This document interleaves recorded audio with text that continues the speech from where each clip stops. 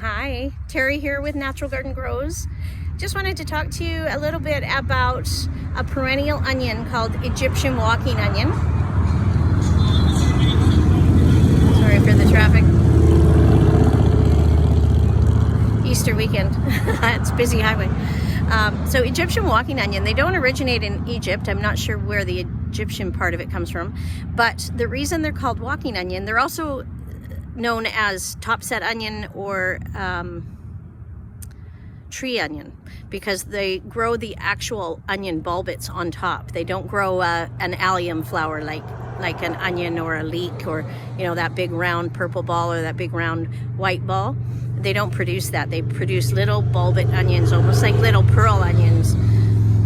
And as they grow and it gets taller, the stalk that's holding the bulbet onions, it maybe forms 5 to 10 bulbets, and then it gets heavy and it falls over and it roots itself. So all these little bulbets now become an individual plant, and it roots itself and basically walks itself across your garden over the years. So they say one onion could walk 12 to 24 inches in a year.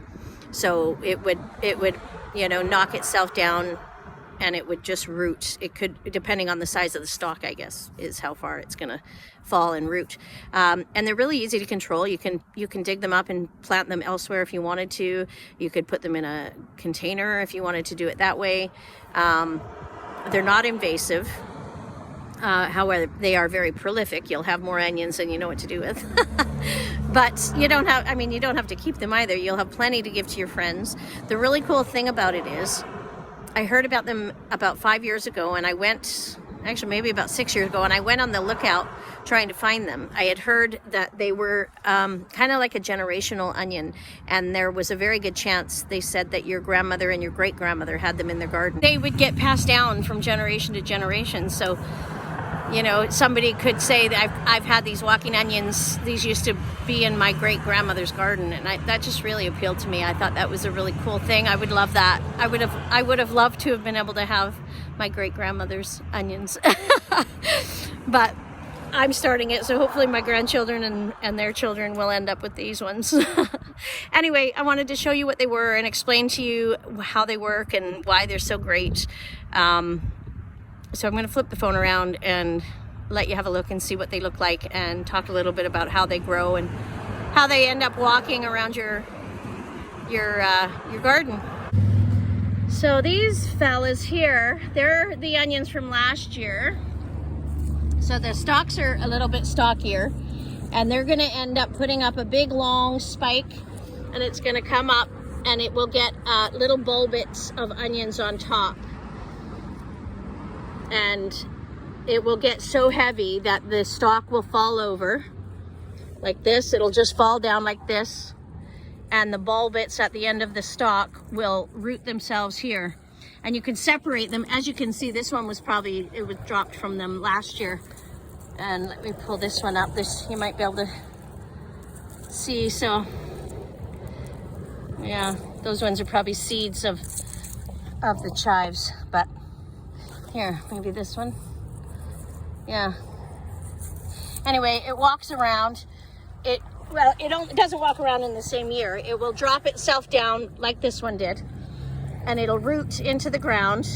And then next year, this little fella right here will be as big and thick as these guys. And then it will put up a stalk this year. And it will fold and it will walk. Then it will walk over here. They say it walks about 12 to 24 inches each year. So depending on how tall the stalks get, that's how far it's going to fall and land. It doesn't walk in the same year. It's not like it's walking all over your garden in 1 year. It certainly doesn't. It falls and it places itself here, and it roots and it grows, and then the following year it grows up and it walks over here, and then it walks over here. So over the years you will have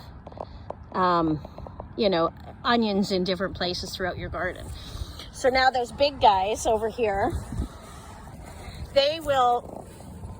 you can eat them as green onions. These are kind of like a Welsh onion or a bunching onion flavor.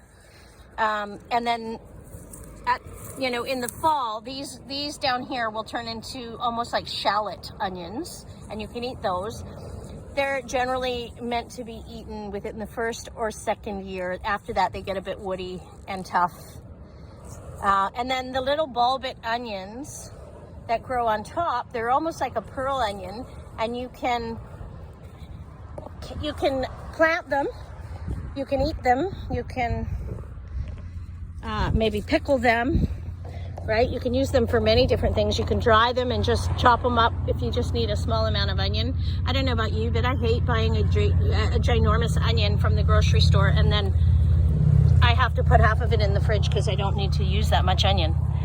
But so this is kind of nice to have these little small guys. So this here is actually a cluster that was on the top of one of the onions.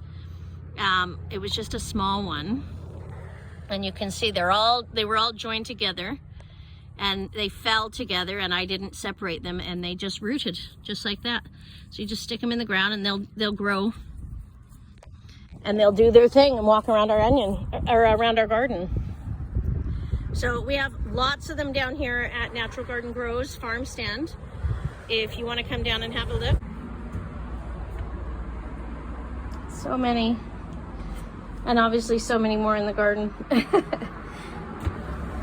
I mean, why are we planting onion year after year after year when we have a perennial onion that will just do it over and over again? There's one of many, this is one of many perennial type onions. There's other varieties as well. These are also called, I can't remember if I said it, they're called top set onion or tree onion. But how I was introduced to them was Egyptian walking onion, so that's what I call them. So yeah, come on down and have a look, grab some, get some in your garden. If you have a food forest, put them in your food forest. Perennial vegetables. Save yourself some work. See you soon.